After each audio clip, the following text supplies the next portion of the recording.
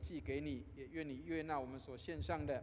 纪念没有办法来到我们当中的同工弟兄姐妹，保守他们也十分的平安，无论他们在工作、读书，在任何地方，都护卫他们蒙恩，也让今天早上在线上的弟兄姐妹跟我们在不同的地方同一个时间一起来敬拜上帝。所有的设备器械安排都为主所使用，所有的人员的运动也都属于主。愿你施恩来带领，让我们的所有的安排、设备、预备、人员的动作都照主你的旨意来进行。感谢你垂听我们的祷告，愿荣耀归给主，奉耶稣基督的圣名。弟兄姐妹，让我们预备心来参加早上的崇拜。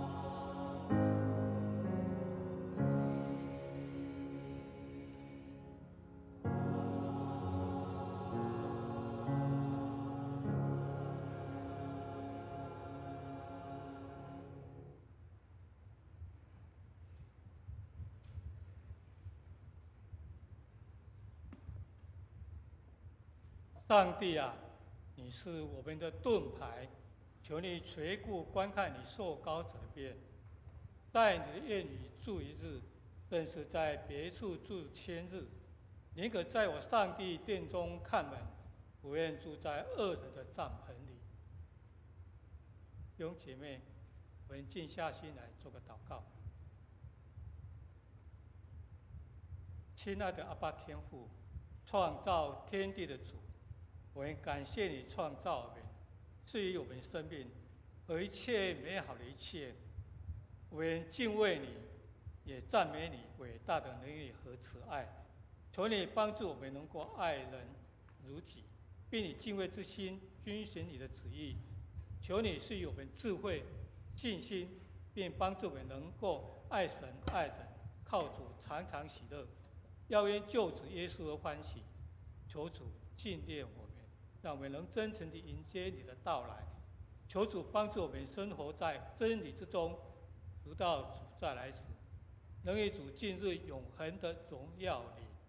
以上祷告奉我主耶稣的圣名祈求，阿们。接下来诗歌敬拜。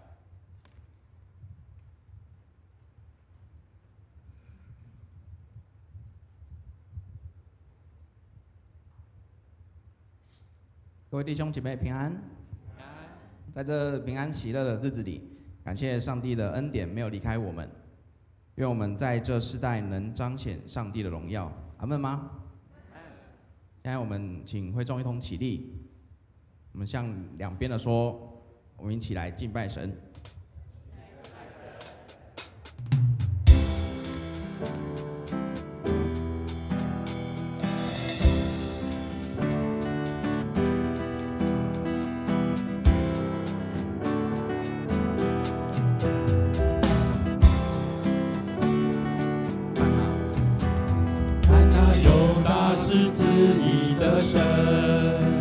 众生徒预备朝见他，少年人看异象，老年人要做异梦，因为神的复兴将来到。听到西安的号角响起，万国万民都要闪动。耶和华日子将到，光明将除去黑暗，因为神的复兴将来到。我们要看到神的荣耀。这时代我们用敬拜征战，我们用祷告改变世界。这时代神灵要更新浇灌我们，这时代是耶稣时代。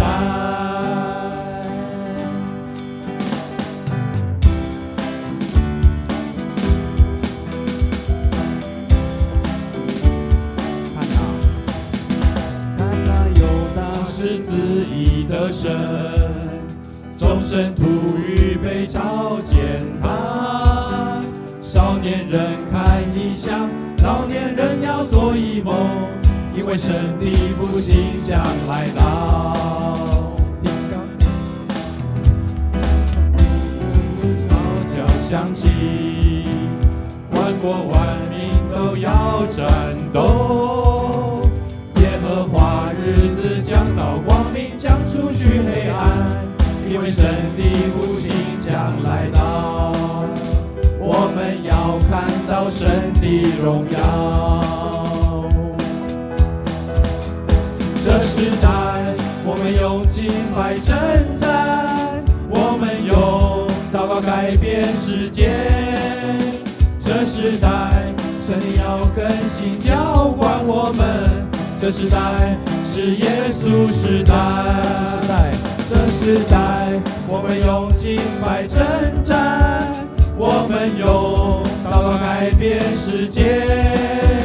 这时代神要更新浇灌我们，这时代是耶稣时代。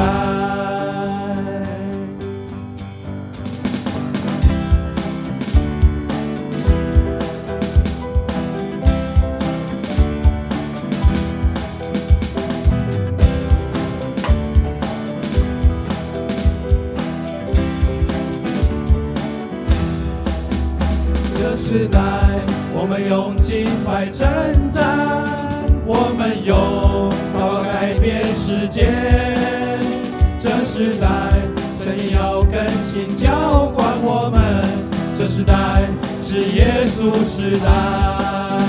这时代我们用敬拜征战，我们用祷告改变世界。这时代神灵要更新浇灌我们，这时代是耶稣时代。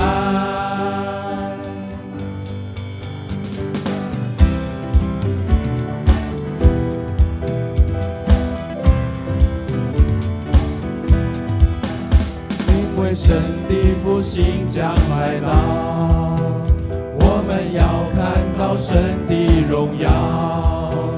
因为神的复兴将来到，我们要看到神的荣耀。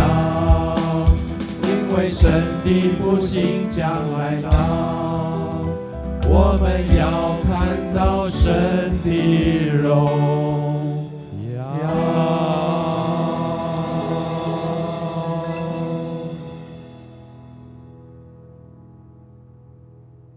会众请坐。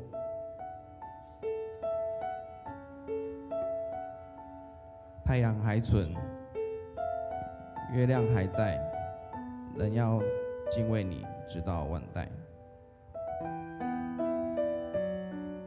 从前风闻有你，现在亲眼看见你。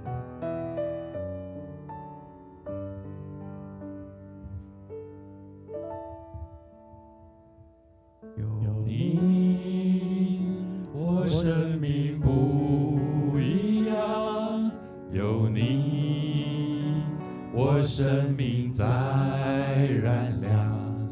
有你，我不害怕困难。有你，我有满足的喜乐。我在深处里求告你，你在天上听我祷告。你是我坚固避难所，我赞美你直到永远。太阳还存，月亮还在，人要敬畏你直到万代。我从前风闻有你，现在我亲眼看见你。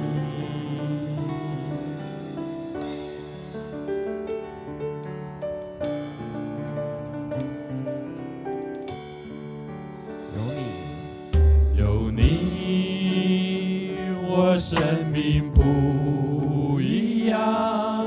有你，我生命在燃亮。有你，我不害怕困难。有你，我有满足的喜乐。我在深处里求告你，你在天上听我祷告。你是我坚固避难所，我赞美你直到永远。太阳还存，月亮还在，人要敬畏你直到万代。我从前风闻有你，现在我亲眼看见你。太阳还存，太阳还存，月亮还在，人要敬畏你直到万代。我从前风闻有你，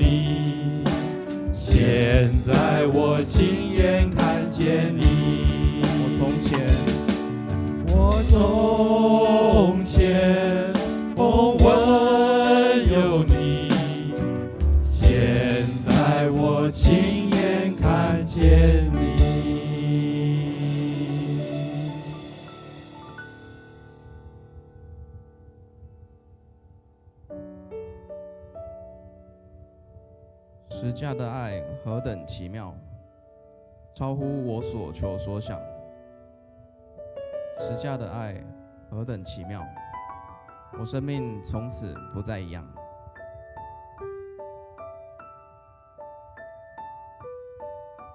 会众我们一同来唱。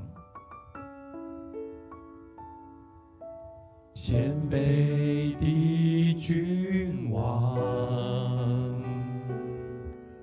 荣耀的君王，你甘心卑微顺服，舍命在十架上，谦卑的君王，荣耀的君王，我的意志因你变伤，无尽恩典我心感恩。十架的爱，十架的爱何等奇妙，超乎我所求所想，洗净我罪，脱离污秽，穿上公义洁白衣裳。十架的爱何等奇妙，我生命从此不再一样，带我重回天父怀抱，在永恒里我不停歌唱十架的爱。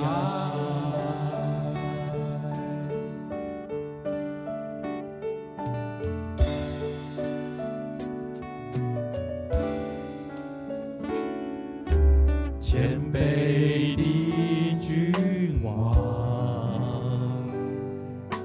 荣耀的君王，你甘心卑微顺服，舍命在十架上，谦卑的君王，荣耀的君王，我的意志因你变伤，无尽恩典我心感恩。十架的爱，十架的爱何等奇妙，超乎我所求所想，洗净我罪，脱离污秽，穿上公义洁白衣裳。十架的爱何等奇妙，我生命从此不再一样，带我重回天父怀抱，在永恒里我不停歌唱。十架的爱，十架的爱何等奇妙，超乎我所求所想，洗净我罪，脱离污秽，穿上公义洁白衣裳。十架的爱何等奇妙，我生命从此不再一样，带我重回天父怀抱，在永恒里我不停歌唱。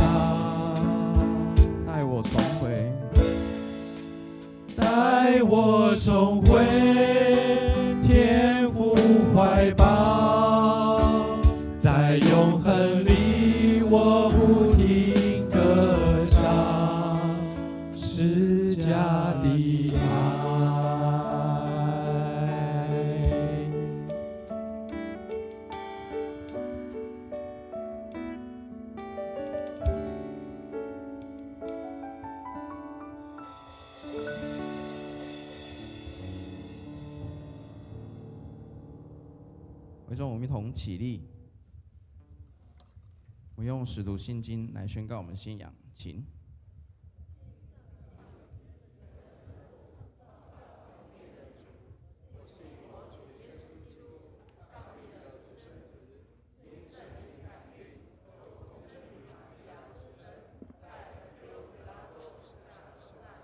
被钉于十字架，受死，埋葬，降在阴间，第3天从死人中复活，升天，坐在全能父上帝的右边，将来必从那里降临，审判活人死人。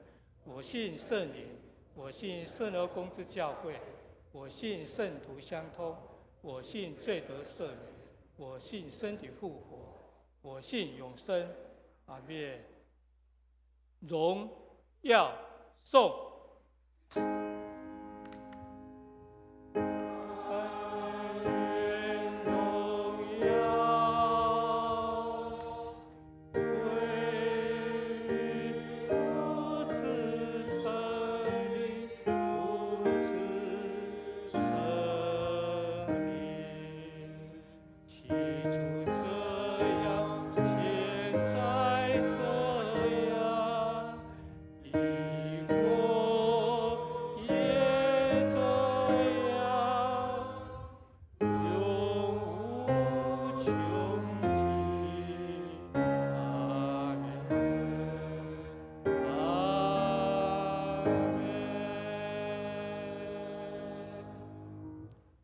弟兄姐妹，请坐。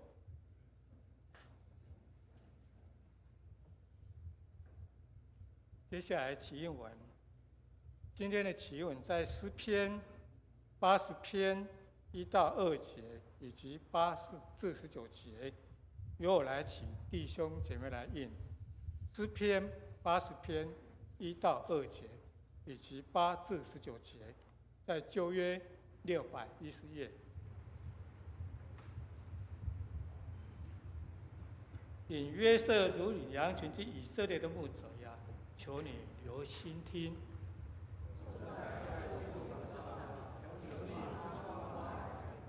在以瓦莲、便雅悯、马拉西前面，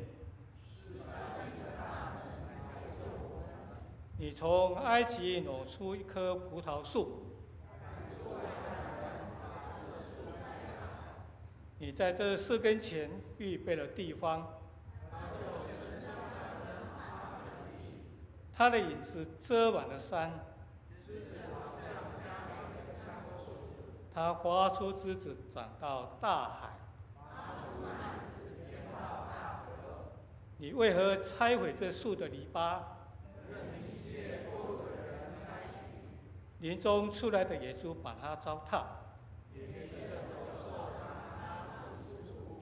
万军之上帝啊，求你回转。保护你右手所栽的，这树已经被焚烧，被刀砍伐。愿你的手扶持你右边的人，这样我们便不退或离开你。第19节，我们一起。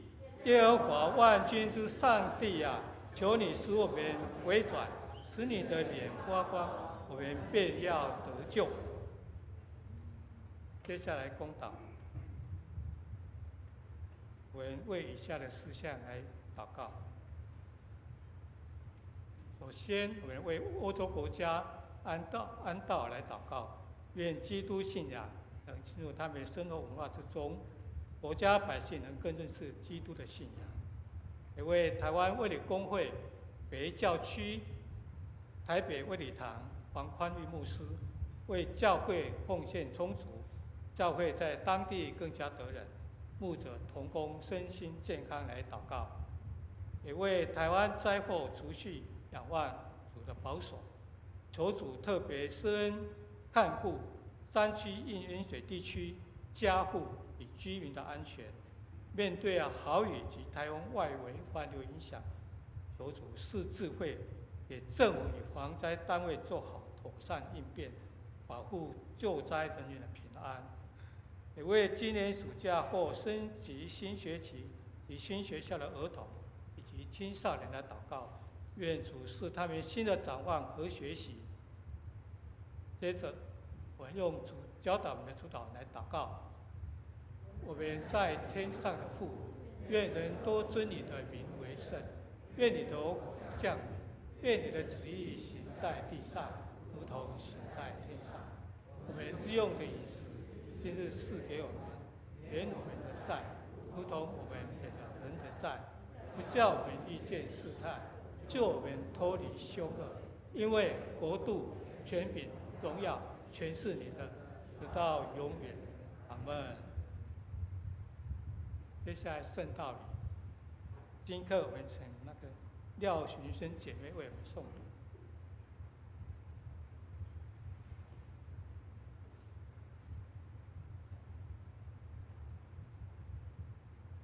今天第一处经课在以赛亚书5章1到7节，教会旧约圣经738页。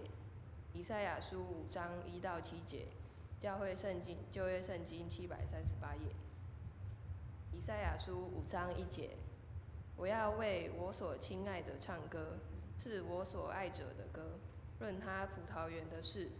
我所亲爱的有葡萄园在肥美的山冈上，他刨挖园子，剪去石头，栽种上等的葡萄树，在园中盖了一座楼，又凿出压酒池，指望结好葡萄，反倒结了野葡萄。耶路撒冷的居民和犹大人啊，请你们现今在我与我的葡萄园中断定是非。我为我葡萄园所做之外，还有什么可做的呢？我指望结好葡萄，怎么倒结了野葡萄呢？现在我告诉你们，我要向我葡萄园怎样行，我必撤去篱笆，使它被吞灭；拆毁墙垣，使它被践踏。我必使它荒废，不再修理，不再除刨。荆棘蒺藜倒要生长，我也必命云不降雨在其上。万军之耶和华的葡萄园就是以色列家，他所喜爱的树就是犹大人。他指望的是公平，谁知道有暴虐；指望的是公义，谁知道有冤声。第二处经课在希伯来书11章29节到12章2节，教会新约圣经249页。希伯来书11章29节到12章2节，教会新约圣经249页。希伯来书11章29节，他们因着信过红海如行干地，埃及人试着要过去，就被吞灭了。以色列人因着信围绕耶利哥城7日，城墙就倒塌了。妓女喇合因着信曾和和平平地接待探子，就不与那些不顺从的人一同灭亡。我又何必再说呢？若要一一细说，基甸、巴拉、参孙、耶弗他、大卫、撒母耳和众先知的事，时候就不够了。他们因着信制服了敌国，行了公义，得了应许，堵了狮子的口，灭了烈火的猛士，脱了刀剑的锋刃，软弱变为刚强，征战显出勇敢，打退外邦的全军。有妇人得自己的死人复活，又有人忍受严刑，不可苟且得释放，为要得着更美的复活。又有人忍受戏弄、鞭打、捆锁、监禁各等的磨练，被石头打死，被锯死，受试探，被刀杀，披着绵羊、山羊的皮，各处奔跑，受穷乏、患难、困苦，在旷野、山岭、山洞、地穴漂流无定，本是世界不配有的人。这些人都是因信得了美好的证据，却仍未得着所应许的。因为上帝给我们预备了更美的事，叫他们若不与我们同得，就不能完全。12章1节，我们既有这许多的见证人，如同云彩围着我们，就当放下各样的重担，脱去容易缠累我们的罪，存心忍耐，奔了摆在我们前头的路程，仰望为我们信心创始成终的耶稣。他因那摆在前面的喜乐，就轻看羞辱，忍受了十字架的苦难，便坐在上帝宝座的右边。以上是上帝的话。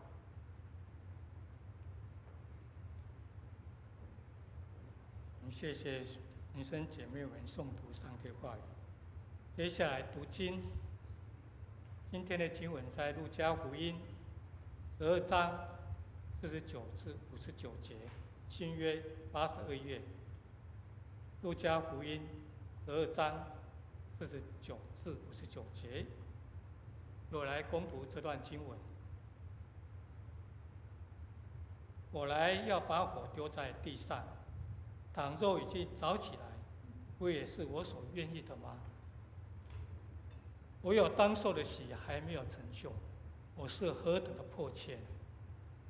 你们以为我来是叫地上太平，我告诉你们，不是，乃是叫人纷争。从今以后，一家5个人将要纷争，3个人和2个人纷争，2个人和3个人相争，父亲和儿子相争，儿子和父亲相争，母亲和女儿相争，女儿和母亲相争，婆婆和媳妇相争，媳妇和婆婆相争。耶稣又对众人说：“你们要看见西边起的云彩，就说要下一阵雨，果然就有；起了南风，就说将要燥热，也就有了。假冒为善的人啊，你们知道分辨天气的气色，怎么不知道分辨这时候呢？你们又为何不自己审量什么是合理的呢？你同告你的对头去见官，还在路上，务要尽力和他了结，恐怕他拿你到官前面，官交付差役，差役把你下在监里。我告诉你，若有半文钱还没有还清，你断不能从那里出来。”上是上帝的话语。接着献诗，我要歌颂文琴诗班。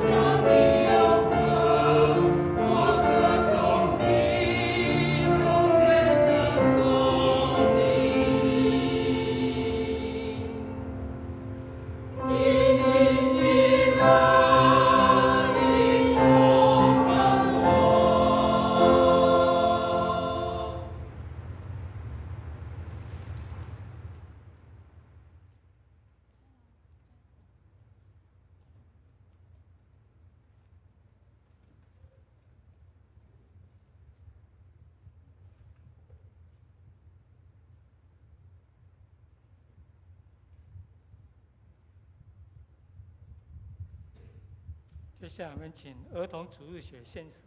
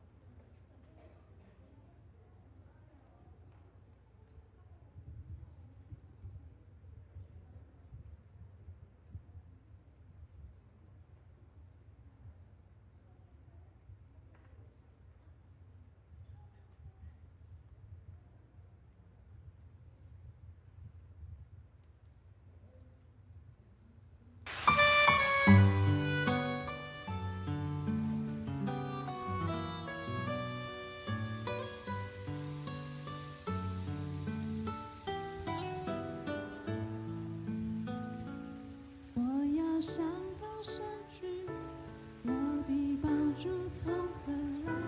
我的帮助从造天地而来。我要上高山去，我的帮助从何来？我的帮助从造天地的耶和华而来。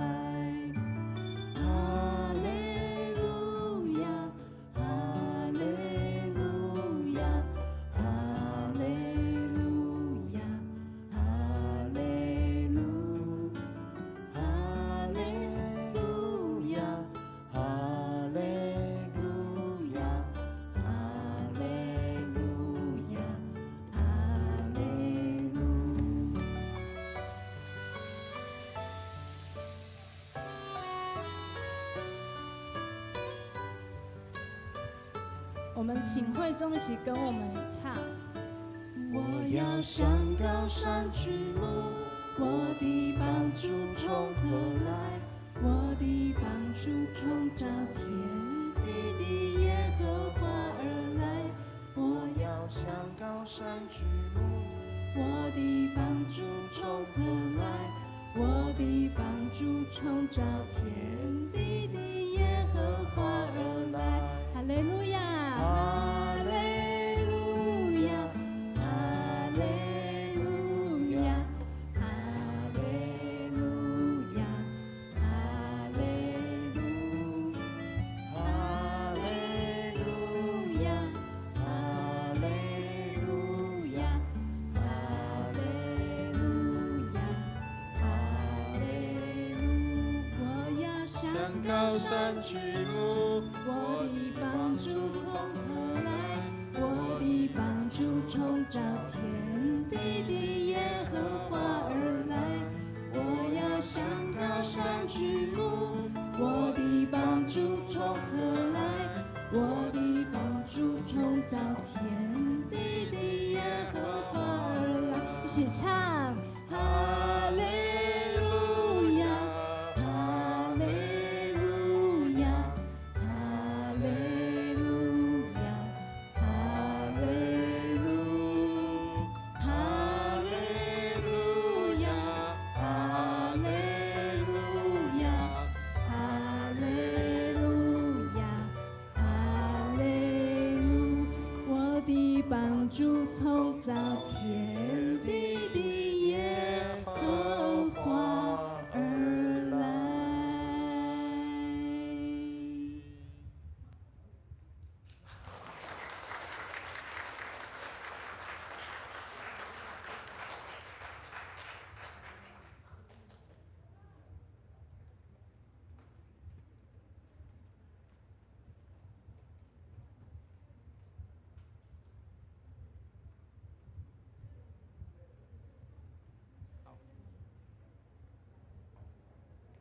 小朋友先在这边坐一下好吗？小朋友，我们在这边坐一下啊，因为等一下我们要升级了啊。好，各位弟兄姐妹，我们刚刚看到小朋友的献诗，还有看到我们的成人的献诗，我们无论最大的到最小的，都可以在教会里面敬拜上帝，这是非常美好的事情。跟大家讲一个事情啊，我们的会督就任的时候，曾经有讲过，在卫理公会里面，现在大概有将近80%的教会快要没有主日学了。但是我们有主日学的孩子，这是一个何等美好的事情！我们要为我们的老师们鼓励，感谢他们对我们的孩子们的帮助。他们真的是相当辛苦，在我们做礼拜的时候。当然我不能够完全说他们叫做安亲班了啊，但是至少他们帮助我们，让我们在这敬拜上帝，孩子们也在2楼的地方敬拜上帝，这是很好的事情。所以我们今天也要为我们几位孩子们、年轻人，我们要为他们来举行这个升级的典礼这是一个相当慎重而且是相当重要的事情，因为他们要进入人生当中的新的阶段所以我如果念到这几位你们的名字，就请你们到台前来我们有升国小的小朋友全恩，还有仲宁，还有李慕言，好，请到台前来来到前面来今年要升国小的来，请你们面向来。好，没问题，来站在我们那边好了。好，升国中的秉轩、佑润，还有雨晴、乐平、云瑞，好，我们这几位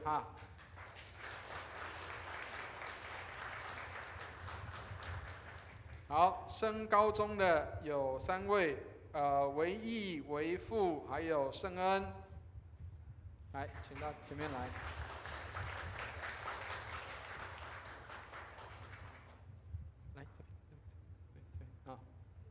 好，然后今年升大学有一位就是我们的巡生，巡生。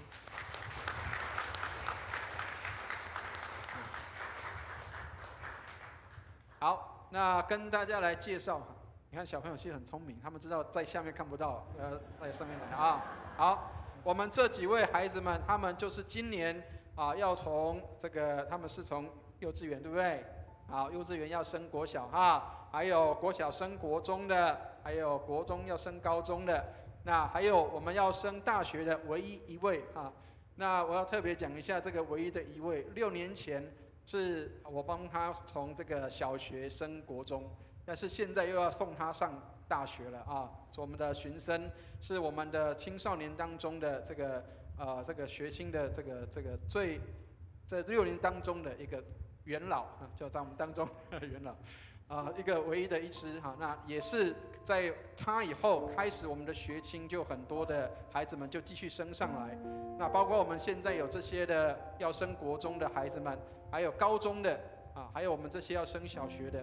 感谢上帝，让我们的教会丰富，恩典满满，让我们有孩子们在我们中间，表示我们有未来的希望。所以我们全村的希望都在这里希望上帝带领我们，让我们能够在这边也一起蒙恩。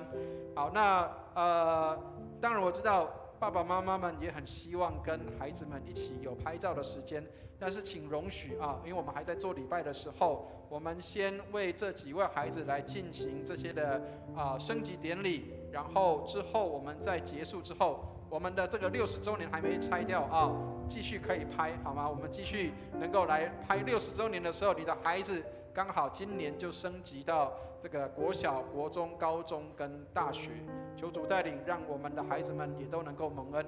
我们一起来为这几位孩子们来祷告，求主来带领，让我们的孩子们能够在我们的老师们的带领下，我们的成年人的带领下，我们的弟兄姐妹带领下，我们的爸爸妈妈的带领下，能够一起的成长跟茁壮。我们一起来为这些孩子们来祷告，我们一起来祷告。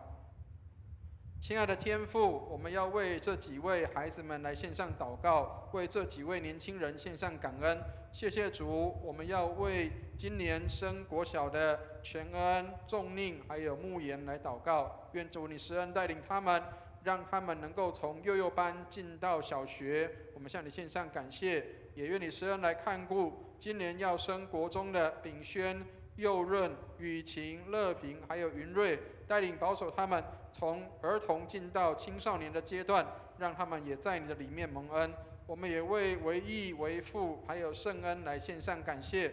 谢谢主，让他们能够往青年更迈进一步，让他们能够在年轻的时候得着这样的力量，能够来为他们的人生、为他们的未来继续的奋斗。我们也为寻生来献上感恩。谢谢主，让他能够进到大学，能够学习更高深的知识。我们愿你施恩来看顾，让我们这几个孩子们，他们能够在你恩典的当中继续的成长跟茁壮，让他们也在你的里面蒙恩。谢谢你垂听我们的祷告，也祝福他们的家庭蒙恩，他们的家人无论在哪里，主你都祝福他们，也恩典随着他们。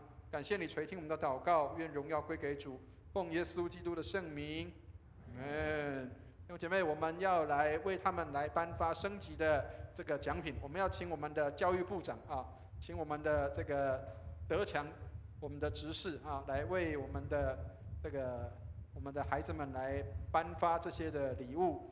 好，那我们就先从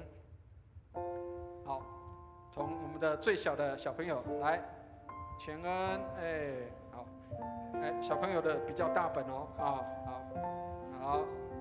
为两位钟宁还有为他们来祷告好，还有国中的，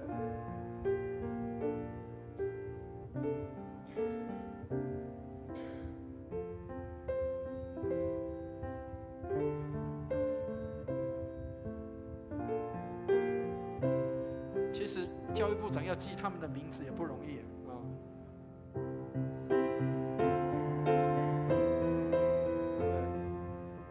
国中的，好，然后好，再来是升高中有3位为义、为父，还有圣恩，好，还有来拍一下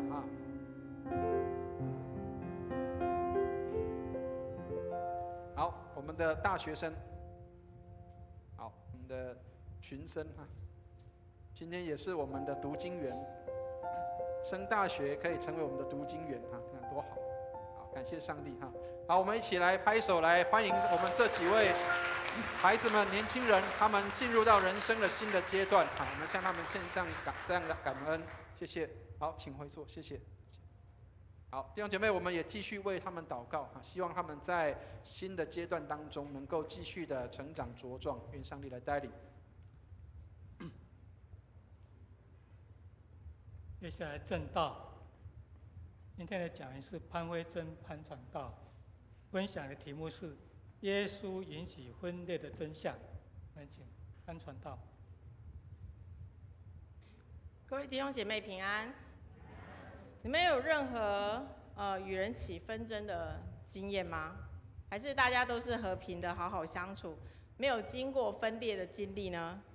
这里的分裂我来定义一下，它是指呢群体的分裂，然后群体的分裂本来有一个比较一致或达成共识的一个团体，然后但是呢因为内部出现重大冲突，还有利益分歧、价值观差异，产生明显的分派和隔阂，而甚至解体为许多敌对的小团体。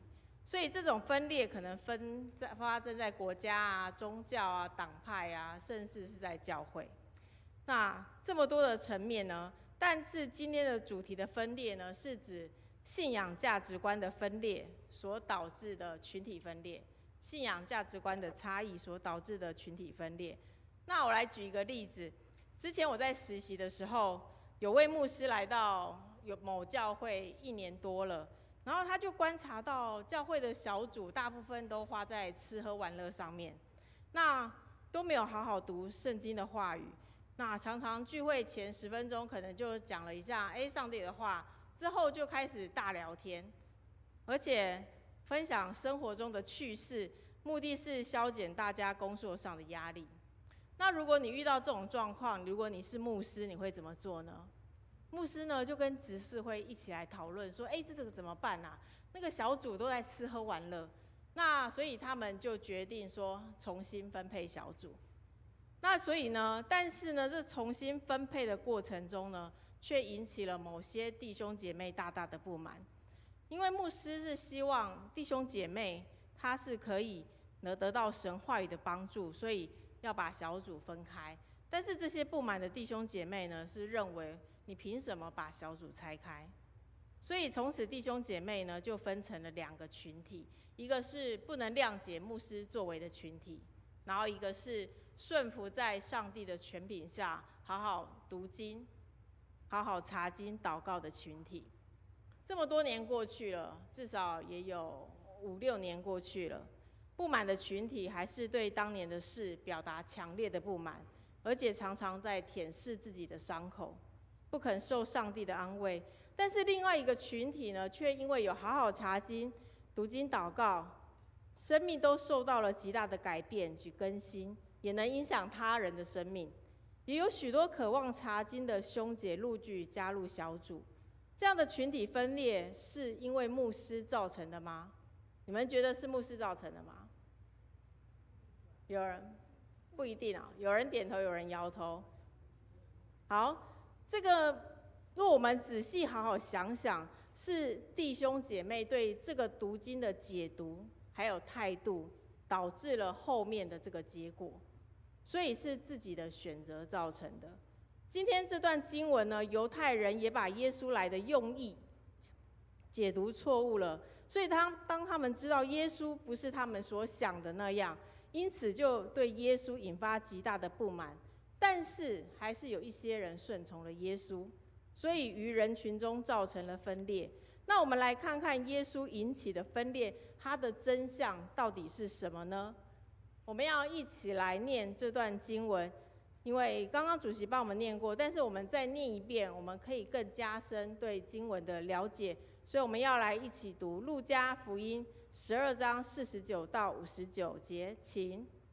我来是要把火丢在地上，假如已经烧起来，不是我所希望的吗？我有当受的喜还没有受，在这事完成以前，我是多么的焦急。你们以为我来是要使地上太平吗？不，我告诉你们，是使人纷争。从今以后，一家5个人将要纷争，3个和2个相争，2个和3个相争，父亲和儿子相争，儿子和父亲相争，母亲和女儿相争，女儿和母亲相争，婆婆和媳妇相争，媳妇和婆婆相争。耶稣又对众人说：你们看见西边起了云彩，就说要下大雨，果然就有；起了南风，你们就说要燥热了，也有了。假冒为善的人啊，你们知道分辨天地的气象，怎么不知道分辨这是什么时代呢？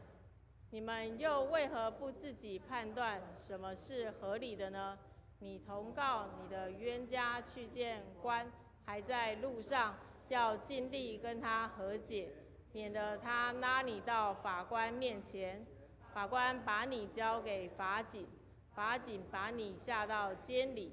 我告诉你，就是最后一文钱没有还清，你也绝不能从那里出来。在今天主要的经文呢，上文分别讲了要警醒，随时等候主的再来，也就是要为主的再来做准备。而下文呢，是比喻无花果树不结果，终究要被砍下，说明了不悔改会进入永死之中。因此可以很清楚的知道，我们今天主要的经文呢，在说世人对主的态度会带来永恒的分别。悔改和警醒者会得救，不悔改者会面临公义的审判。这是主对世人严肃而迫切的提醒。所以我们可以来探讨呢，耶稣引起分裂的真相是什么？就是我们做出跟随主或拒绝主的选择。经文一开始就指明，耶稣说了要把火丢在地上，而且耶稣盼望火已经在世界上燃烧起来。在写这段经文的时候，若是我从后面从引起家庭分裂这种表面的意思来解读，很像是耶稣说，耶稣这把火是分裂的火，他很乐意看到分裂在世界上展开。这样的解经是整个大走偏。那若是好好的研经，你会发现火在圣经中有审判的意思。那如果你把审判又套进去看看，你就会发现说，耶稣要来是把审判带到世界上来，他多审判在世界各地燃烧起来。如果从这个角度来看耶稣的话，耶稣简直就是一个大魔王。所以要怎么样来看这一节经文呢？弟兄姐妹们，我们真的经文不能只从单一的一句话来看。在12章35到48节上文呢，是说要警醒，主的日子快来了。所以这句经文可以这么解读：火确实是审判的意思，但是是什么样的审判呢？是对我们的审判，还是对耶稣的审判？我们可以理解是耶稣为了世人所受的审判。耶稣来到世上，带来了为世人受审判的影响，是全人类救赎的计划。所以耶稣乐意见到这样的救赎临到世上。再说明白一点是，耶稣来临将带来一场属灵上的震动和彻底的改变。这样的改变不是温和的重整，是像火在大地燃烧，把人真实的信仰、价值观和选择都赤裸裸的暴露出来。而下一句呢，是我有当受的喜还没有受，在这事完成以前，我是多么的焦急。这个喜是什么呢？这个喜象征了耶稣即将面对的苦难和十字架的苦悲。耶稣深知他的死和复活将引发社会和家庭中的分裂，因此福音的要求往往挑战着你还有我。耶稣深知他的死和复活会引起社会和家庭中的分歧，家庭原有的价值观或传统观念将受到冲击，所以耶稣才会说：“我来不是叫世上和平，在世上是会引起纷争的。”若我们看2000多年前的耶稣时代，那时的犹太人是希望耶稣成为什么呢？是希望成为犹太人的王，帮他们打败罗马帝国，使他们从辖制的奴隶，然后变成自由的身份。这是当时犹太人希望耶稣做的事。但是呢，耶稣让他们失望了，因为耶稣来确实是要做犹太人的王，但他也是全世界的王。他不是要把自己仅仅局限在地上做军事的王，他是要在我们每一个人心里做王，带来永远的和平。而今天大部分第一代信徒的家庭，就会像圣经所说的，家庭要分裂，有3组人在互相对抗。是哪3组人？还记得吗？父亲跟儿子，母亲跟女儿，还有一个是婆婆跟媳妇。我当时在想，圣经写得很正确，里面哪一个没有血缘关系啊？就是婆婆跟媳妇嘛，然后反而是婆婆跟媳妇现在婆媳的纷争最严重。那所以呢，求主帮助我们，真的能够做到互相的尊重，互相的和睦。所以圣经写到一家5人要互相对抗，可能有3个人拥护耶稣，有2个人就对抗耶稣；有2个人拥护耶稣呢，就有3个人对抗耶稣。那这样来看，信仰的价值观不同，会让我们做出绝对的选择。要么呢，你就是跟随耶稣；要么你就是拒绝耶稣。耶稣来会先经过审判和炼净，那些接纳他和拒绝他的人会分别的显现，这才是分裂的根源。但我想提醒大家一点，信仰不该像老底嘉教会的基督徒一样不冷不热。今年5月份呢，我到土耳其的老底嘉，想要看当时教会的遗迹。那因为我想看为什么老底嘉的基督徒会不冷不热，但是我们不能做一个不冷不热的基督徒，因为我们决定跟随主，就是要对自己的信仰负责任，要信的诚恳且积极。所以我5月份就飞到了土耳其。当初我还没有看到以弗所这样的大城，我就觉得，老底嘉这个城很大有会堂、市集，浴场、剧院，还有一条古代人都会走的叙利亚大道。那我们先来看一段影片。那这可能要请音控帮我放那个 play。那声音可能要调大声一点，因为我有在说话。外面呢，然后它其实有一个像医学的中心，然后最后他迁来老底家。那在老底家呢，最后他的眼药就变得非常的有名。那其实还有一个就是耳朵的药也变成非常有名。然后所以圣经当初所说的都是依据老底家当时的情况，然后写下来的。那我们现在离开教堂，然后我们要去看那个叙利亚大道。然后现在我来到了这个叙利亚大道的左右边，然后左边呢，为什么它叫叙利亚大道？左边这个呢，可以一直通往叙利亚。那它会经过隘口，然后经过保罗的故乡大树，然后再往下，然后就是往东，一直到叙利亚。那它的右边呢，一直走的话是可以到剧院。没错，它这个就是叙利亚大道，因为我看到了这里是取水区。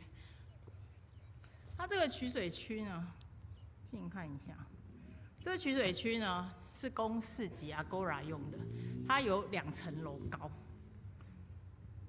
好，所以呢，这个就是 Agora。那这边卖就是如果有 Agora 的地方，那一定有取水区，那一定有神庙，然后还有浴室，就这些。这个就是 Agora。可以看，其实老底家当初真的是非常大，就是因为老底家的建立，所以哥罗西才没落。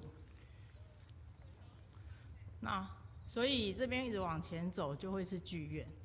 然后他们有一个很有趣的地方呢，就是你可以看到这个 temple， 就是它的庙门。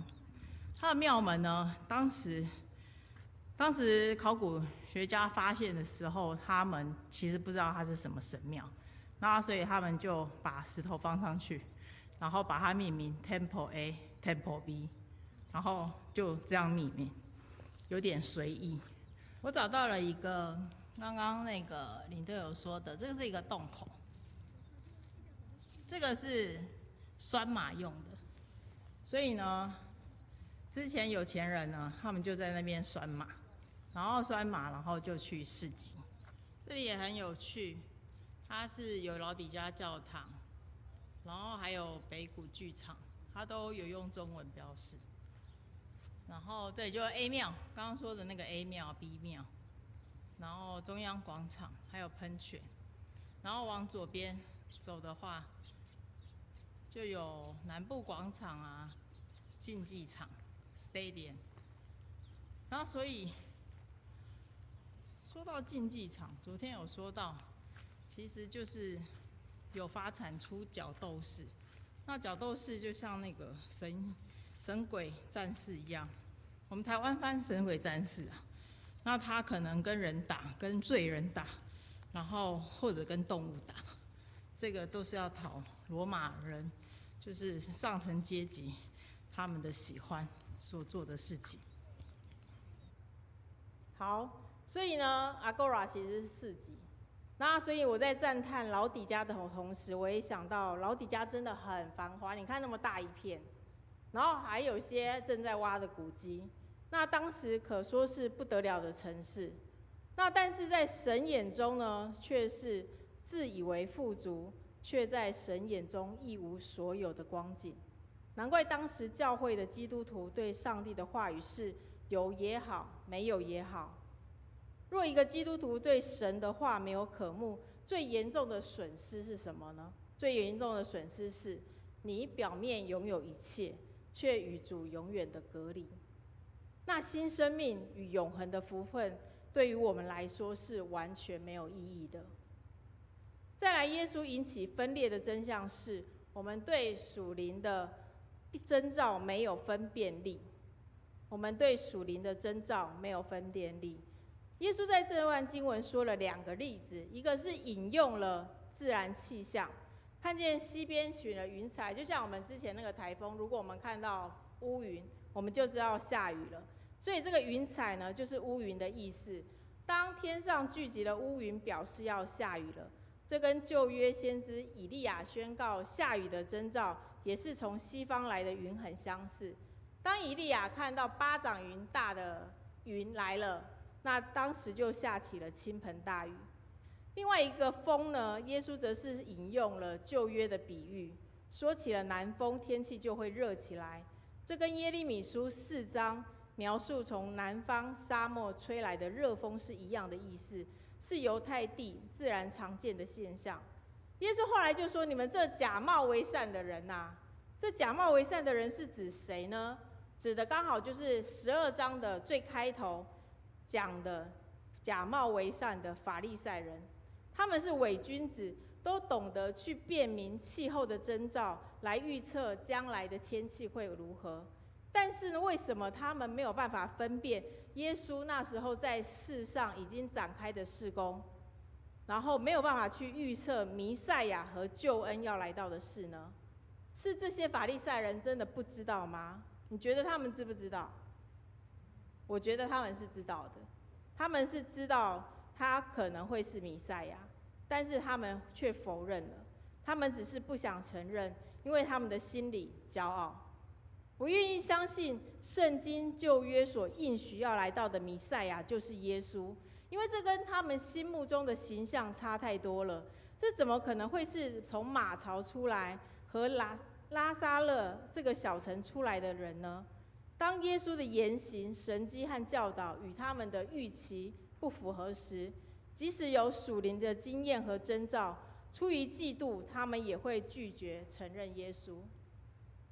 从宗教地位来看呢，法利赛人身为宗教领袖，享有极高社会地位和影响力，但耶稣的出现威胁了他们的权势，因为耶稣吸引大量的群众，揭露他们的虚伪教条，使他们担心自己会失去信众的追随及失去宗教的权利。他们宁愿否认还有抵挡耶稣的身份，也不愿冒着失去地位或权益的风险。从假冒为善的本质来看呢，法利赛人只注重外表宗教仪式，缺乏真正寻求神心意的谦卑和敏锐。他们对耶稣的神迹、真理话语不但不寻求接受，甚至处处挑剔、试探，还有定罪。我们可以一起来念马太福音23章第13节，耶稣说道：“请。”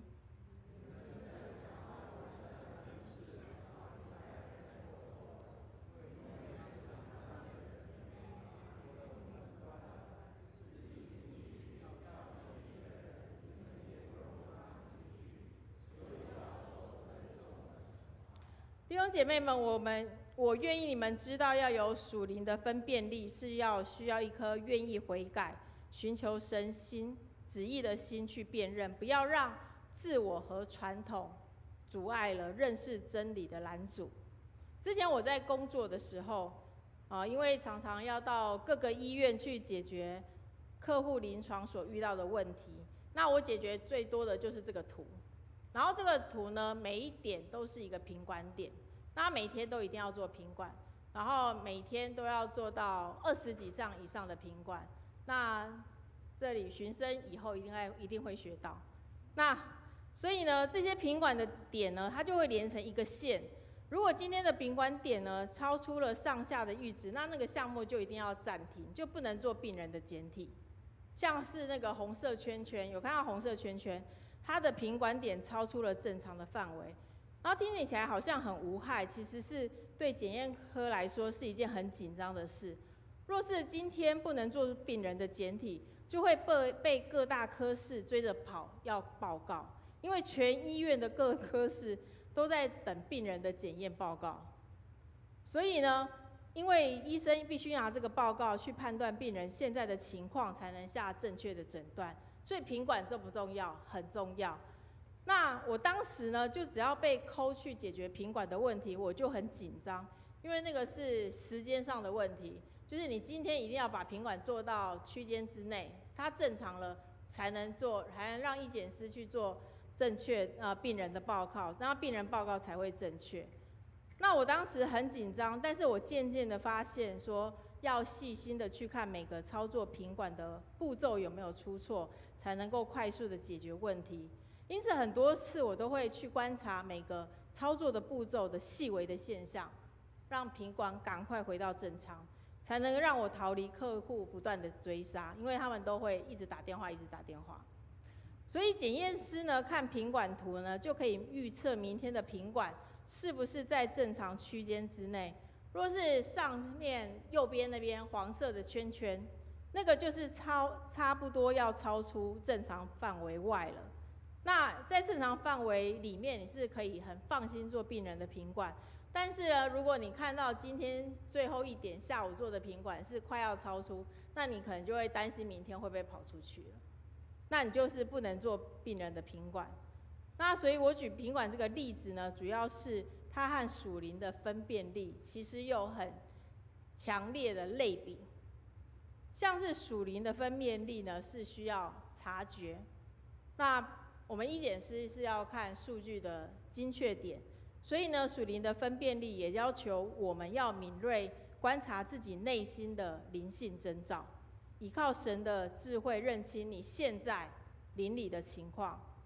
那属灵的分辨力是需要分析和反省。如果你发现你自己灵命异常之后，你先不要急着行动或否认，你要去深入分析原因，寻求神的引导和圣灵的光照，进行自我的调整，找出生命中潜在的问题和试探。最后呢，属灵的分辨力是需要积极的行动和回应。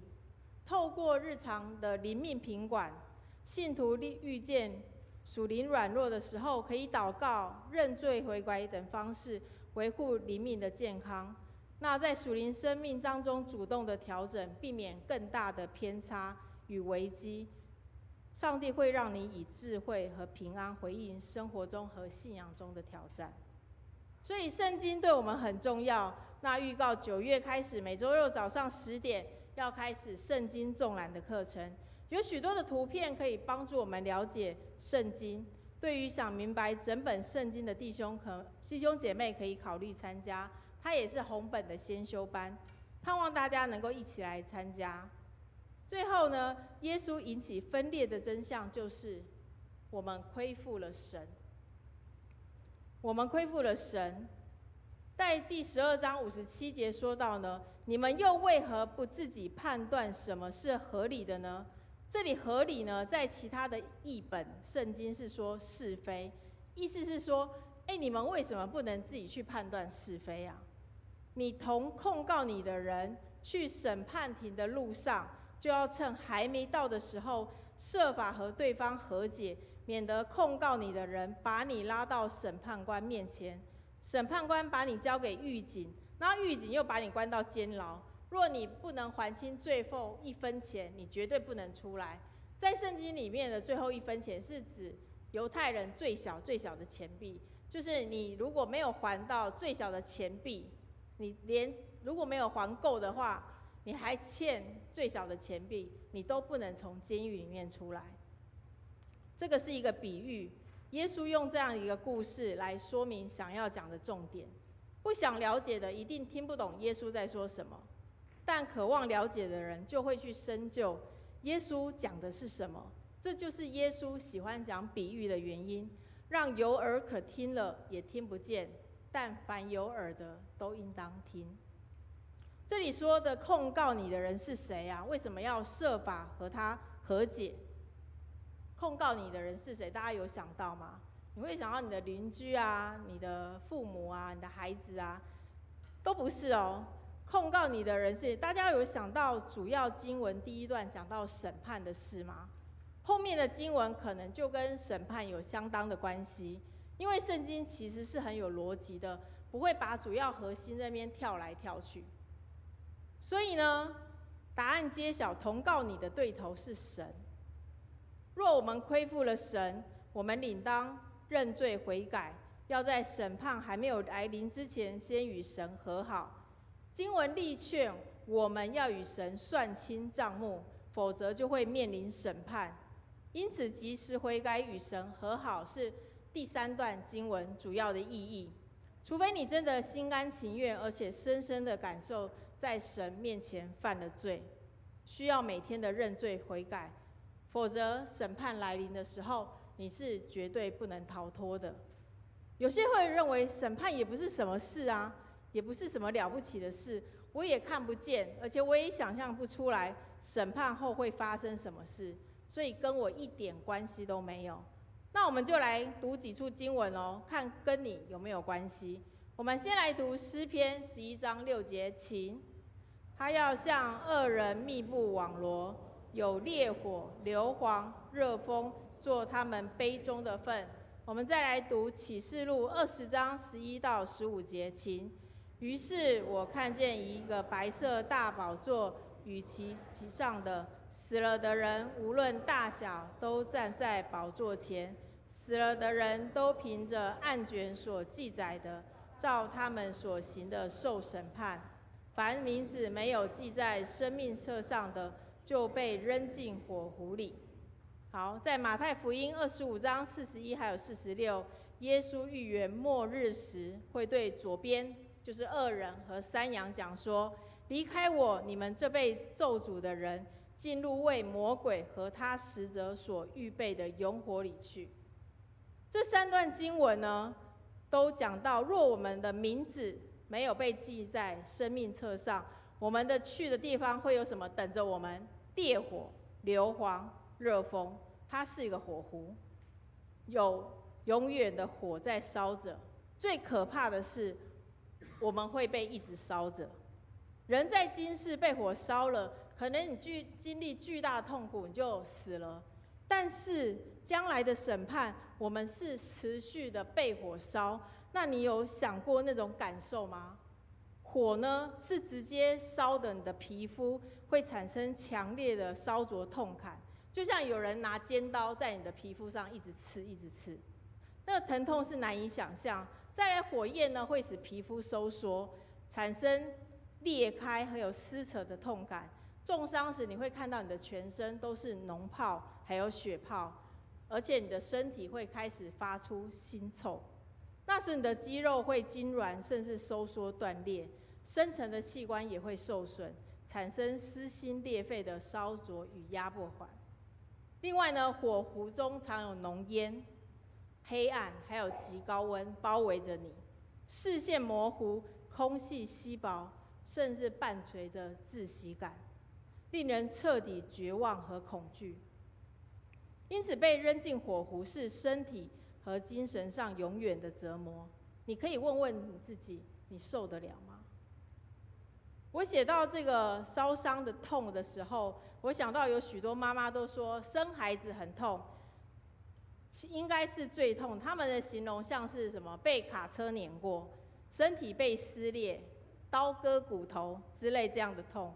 但是呢，在医学界，他们排名呢，严重的烧烫伤被认为是人类能经历到最剧烈的痛之一，通常是最痛的第10级。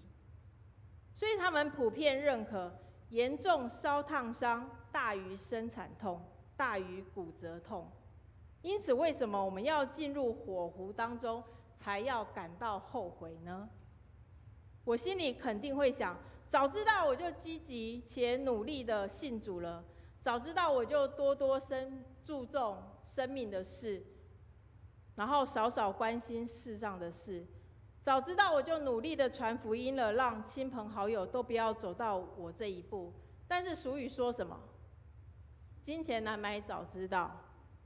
所以呢，可是圣经呢，已经老老实实的跟我们说，我们若不与神和好，若不在神面前认罪悔改，更新自己的生命，那我们的审判后果是什么？就是你和我自己的选择了。因此，让我们来总结，耶稣会引起分裂的真相是耶稣主动来引起的吗？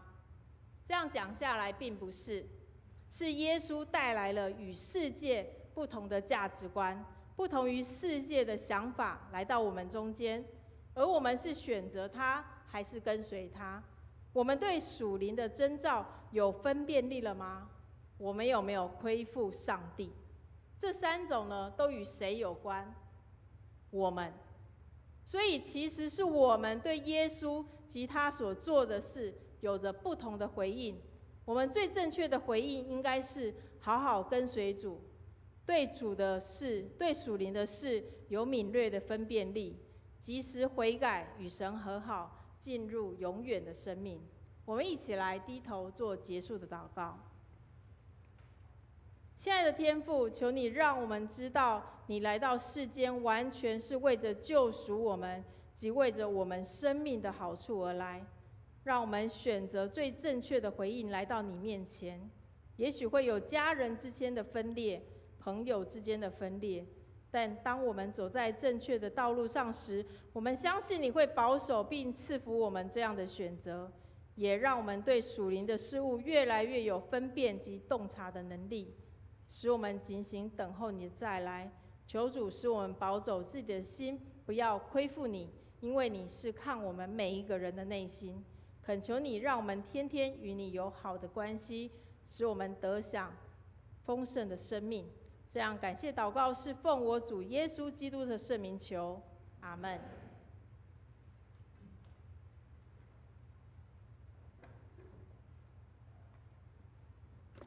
很谢谢潘慧珍传道的传讲。上帝的话语就是灵，就是生命，只有听从上帝的话语，才不会产生纷争。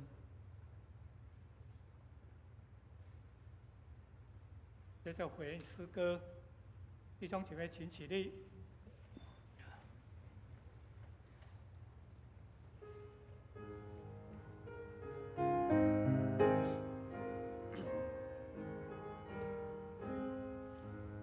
我为时刻寻你，求主恩深，谁有肉生死你，作为我心。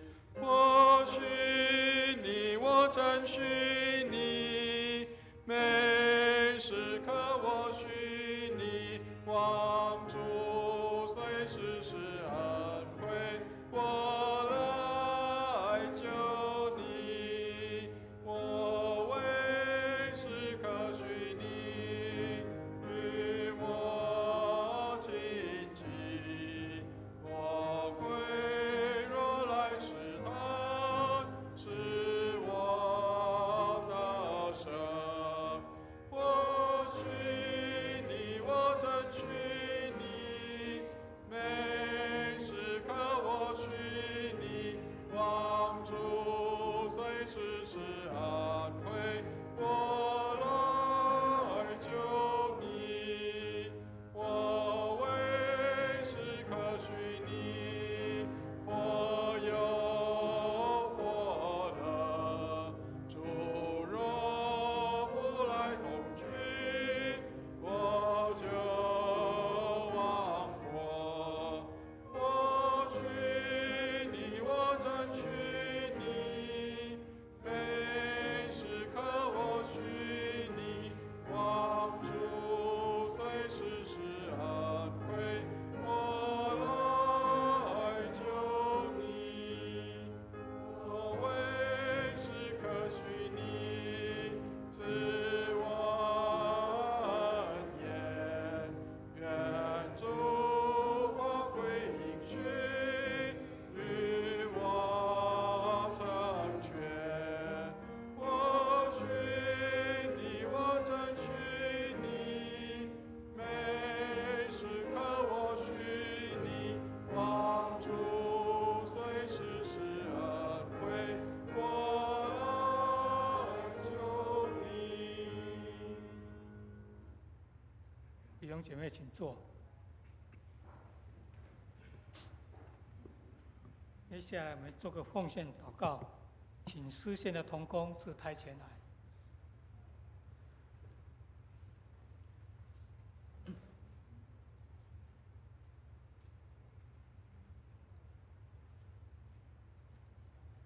万有的主，万物都从你而来，我们所有的一切都是你所赏赐的。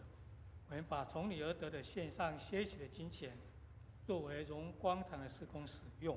愿主愿爱，祷告奉主耶稣的圣名祈求。对。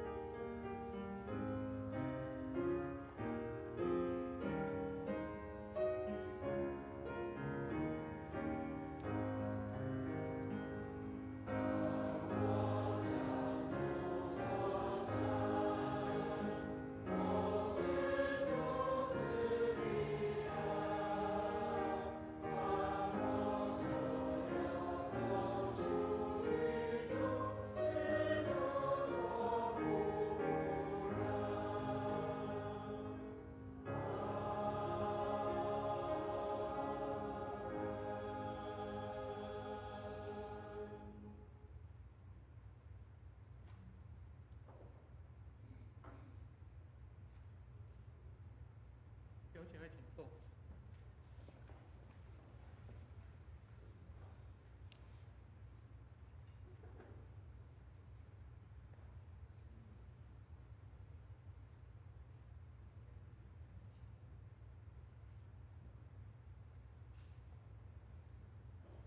我们来介绍新朋友温志文，我们欢迎。一次欢迎，永远欢迎。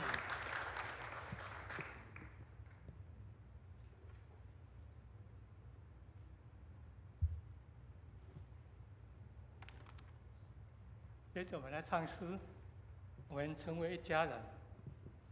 我们唱2遍，第2次的时候我们彼此拱手。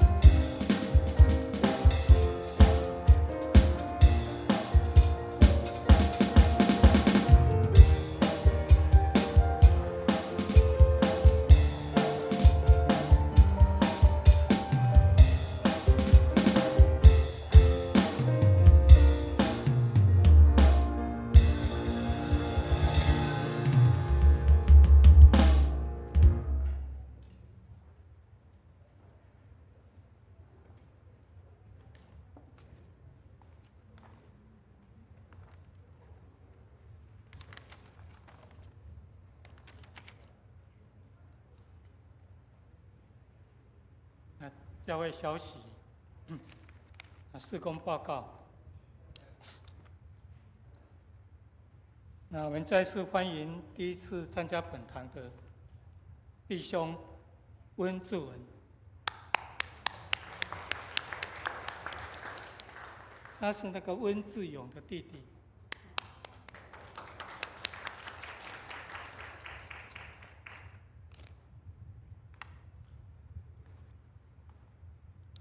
那个本周主日维生大学高中职、国中及国小青年举办升旗典礼，请为教会今年升学的儿童及青少年来祷告。祝孩子们的新学期有新的学习和盼望。那等一下主日后有举办一些活动，首先是那个周年庆堂庆已经结束，为使堂庆执行同工有事工分享心得的机会。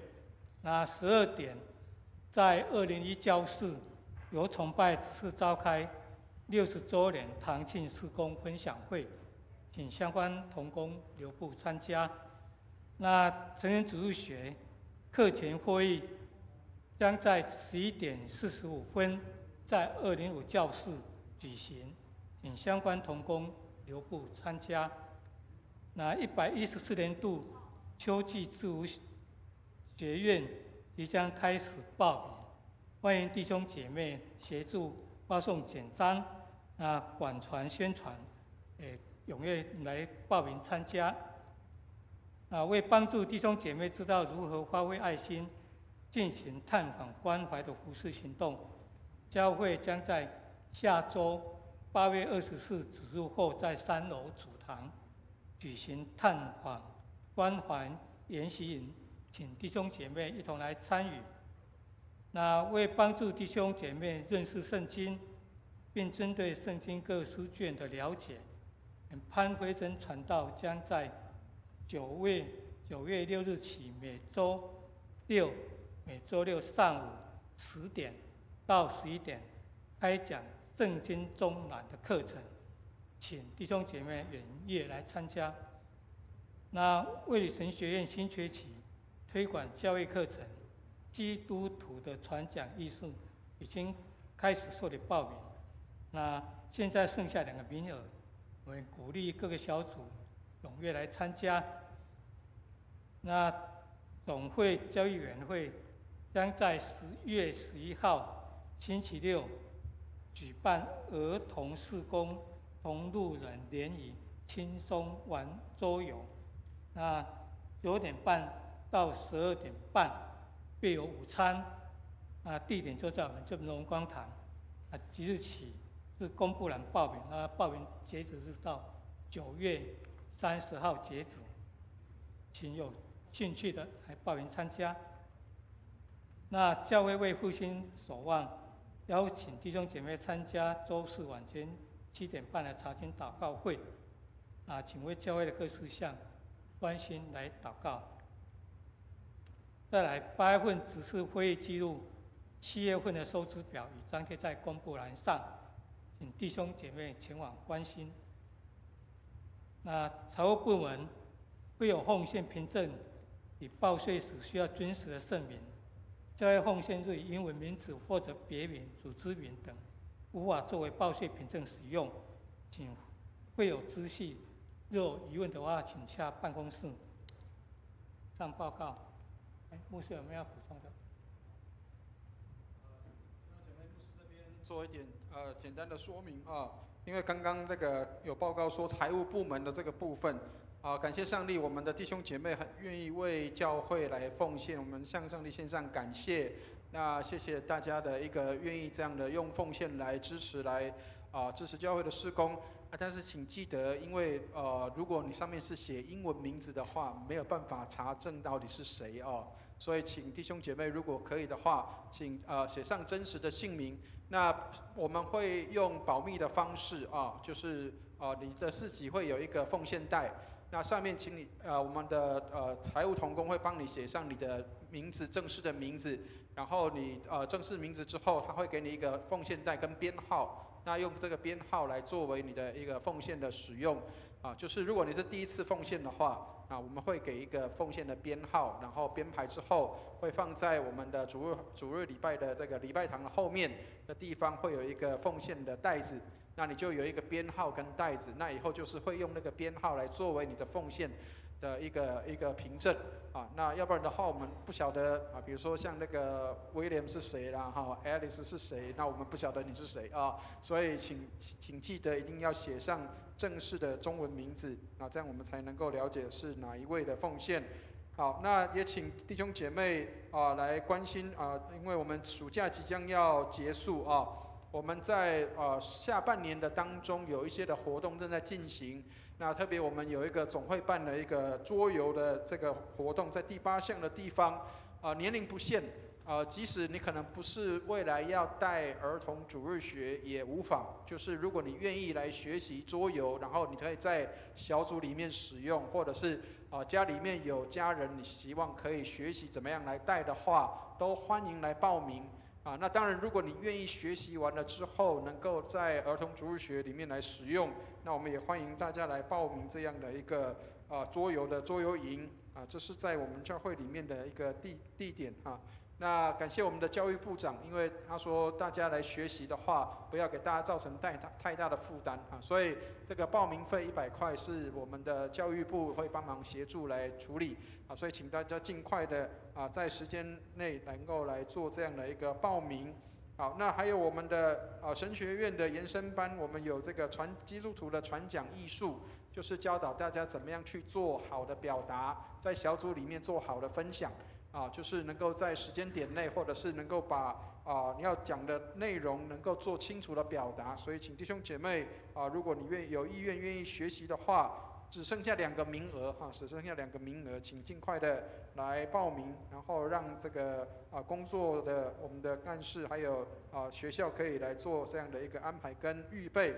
好，那另外刚刚我们的辉真传道有提到说这个圣经纵览的部分虽然在讲道的当中我们会很害怕说哇以后会有地狱的火，但是这个我们的会主约翰威斯理就曾经讲过，让我们逃避地狱的火最好的方式就是回转归向主所以千万不要觉得压力很大，觉得好像这个好像这个怎么办其实我们最好的方式就是回转归向主。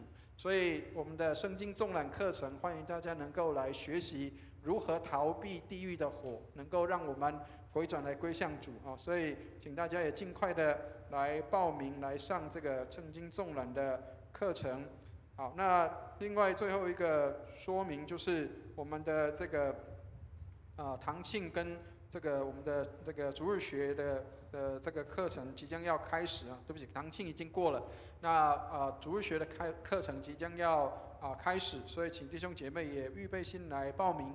那我们的成人主日学全程免费全程不用任何的费用，那所以请大家能够来报名参加那最后一项就是我们的下个礼拜会有探访关怀的课程的研习，那欢迎弟兄姐妹来到这个我们教会里面来学习这个探访研习告诉大家一个好消息，就是上个礼拜2有一位弟兄他因为肝癌末期，但是呢他在医院里面因着他的学生的带领，然后还有最后我们有去探访，那他在上个礼拜2的时候已经受洗归入主的名下。所以感谢上帝，让我们可以透过在病房中的探访，可以来关心这些在临终当中的一些的这些的会友跟弟兄姐妹。好，那所以请大家要特别来看到这个需要，有很多人他们需要关心跟探访。那请弟兄姐妹，我们也学习怎么样去关心跟探访这些的病人，能够让我们可以很好的来帮助这些的病人，让他们可以有机会能够领受上帝的救恩愿上帝的带领以上谢谢。接下来肢体消息，请弟兄姐妹们自行参阅作报。弟兄姐妹，请起立。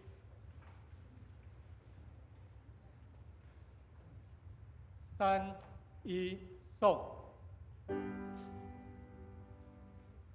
普天之下，万国万民，齐声赞美。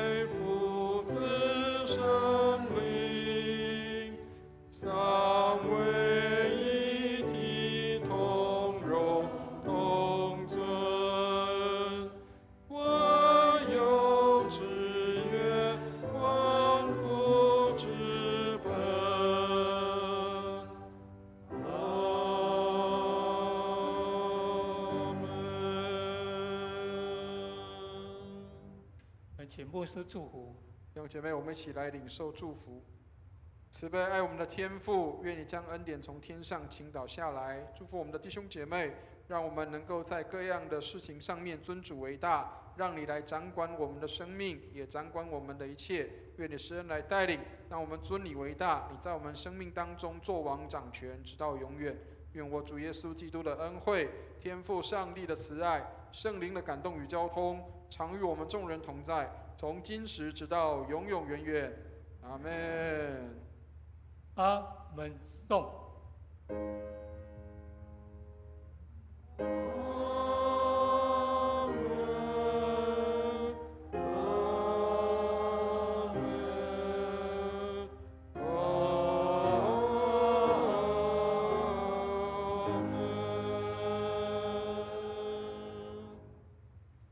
弟兄姐妹，请坐。